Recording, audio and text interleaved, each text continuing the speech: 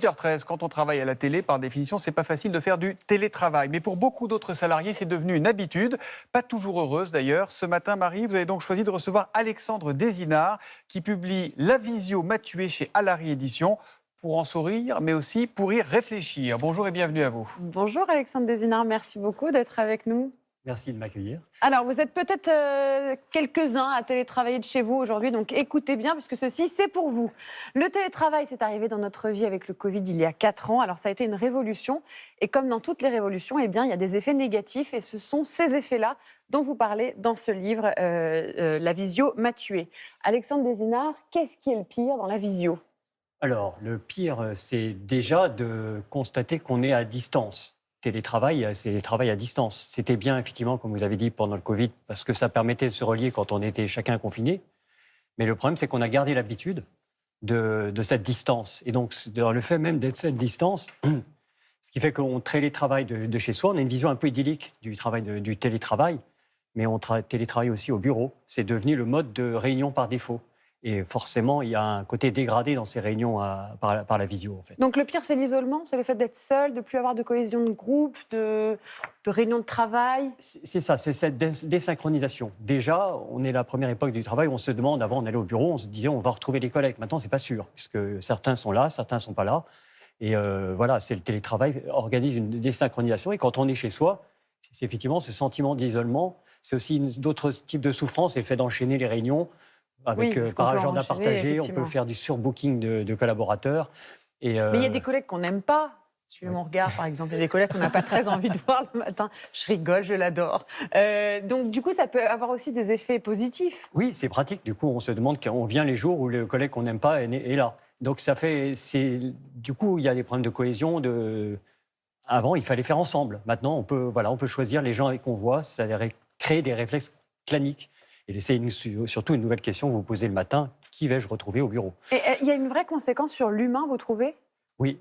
Vous savez, la plupart des recrutements, maintenant, se passent par visio. Donc, le premier contact que vous avez avec l'entreprise, c'est à distance. Et même pour l'avenir, les étudiants qui choisissent leur avenir, ça passe par visio aussi. Oui. C'est que quand la visio se généralise, ça fait reculer la présence d'un cran. Voilà. Donc, j'ai choisi d'en rigoler dans les scénettes, mais c'est pas forcément. On pressent quand même un coup humain à cette façon de faire lien à distance. Parce que dans votre livre, il y a aussi beaucoup d'humour. Ce sont des scénettes avec des témoignages de gens qui vous ont raconté un petit peu leur quotidien. Il y a quelque chose que j'ai beaucoup aimé, moi. C'est quand vous parlez de l'immixtion de la vie professionnelle dans la vie personnelle. Alors concrètement, ça veut dire que quand on entend notre moitié faire des réunions et qu'on se dit « Oh !» il n'est pas sympa, en fait, ou des trucs comme ça. Donc, est-ce que vraiment le télétravail peut briser des couples ? Oui, il peut en tout cas jeter une lumière qu'on n'avait pas avant. C'est la première fois, en tout cas, qu'on assiste, quand on télétravaille tous les deux le même jour, et on assiste au travail de l'autre. Voilà, on entend les réunions de l'autre, on se dit, mais en fait, il est nul, ou alors il ne sait pas s'exprimer. Moi-même, j'enseigne, et je donnais des cours à distance, que j'ai détesté. Et à ce moment-là, ma femme est passée derrière moi, ça m'a paralysé. Et pourtant, je suis à l'aise avec ma classe. Et je pense qu'on peut ressentir ce sentiment d'être mal à l'aise vis-à-vis de quelqu'un qui... On n'a pas l'habitude de se montrer. Et effectivement, on peut découvrir des drôles de personnalités, une personnalité arrogante ou un niveau catastrophique en anglais, ou des choses comme ça. Et aussi la vie professionnelle qui entre dans la vie personnelle, puisqu'on voit l'intérieur des gens, etc. Voilà, c'est-à-dire qu'on voit aussi ceux des bureaux, un accident, un enfant qui vient interrompre une réunion. Voilà, pour moi, quand j'étais petit, le bureau de mon père, c'était un mystère. Maintenant, les enfants voient leurs parents travailler. Et ça, c'est pas bien, vous trouvez ? C'est nouveau. C'est-à-dire que du coup, ils ne comprennent pas, les enfants, que papa travaille ou maman travaille. Oui. Et donc, il faut réfléchir à ça. Alors, le télétravail, quand même, a certains effets positifs. On peut parler donc, du temps perdu dans les transports qui n'existe plus. On peut mieux organiser aussi sa vie personnelle. Tout n'est pas acheté. Non, c'est pas blanc ou noir. Mais vous savez, quand vous allez à un entretien d'embauche, par exemple, et que vous prenez les transports, vous vous engagez vers ce poste. Et quand vous rencontrez sur place, vous arrivez... Ça a un côté impliqué, ça implique. Alors que vous pouvez enchaîner les entretiens en visio, comme sur Tinder. Il y a un côté... Maintenant, il y a un phénomène qui se généralise côté entreprise comme côté candidat, qui est le ghosting. Voilà, le fait de disparaître en processus de recrutement sans donner d'explication. Et ce mode d'échange virtuel provoque ça. provoque, c'est facile. Si c'est facile de provoquer une réunion, c'est aussi facile de l'annuler. Alors, vous parlez aussi du fait que le télétravail force un petit peu les gens à pouvoir travailler de partout. C'est comme les téléphones portables, on est tout le temps en lien, on est tout le temps en répondre à nos mails, à nos textos. La visio, le télétravail, c'est aussi la fin de la liberté?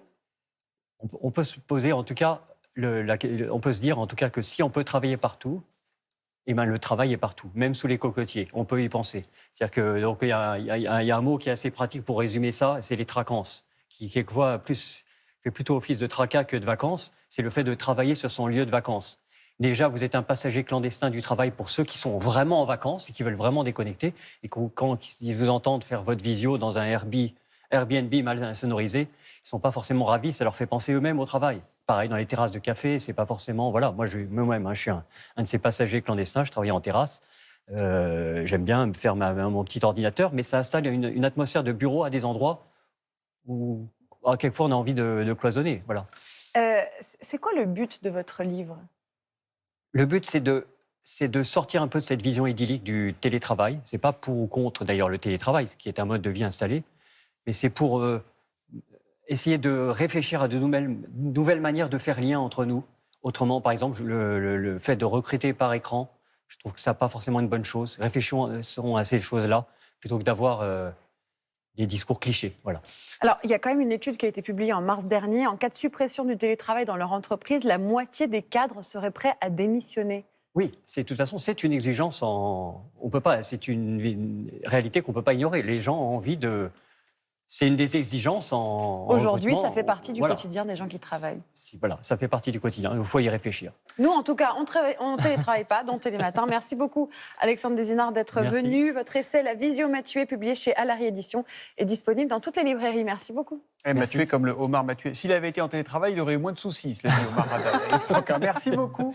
Merci. On marque une pause. On se retrouve dans un instant avec Camille Dahan qui va encore, non pas nous tuer, mais nous étonner. À tout de suite.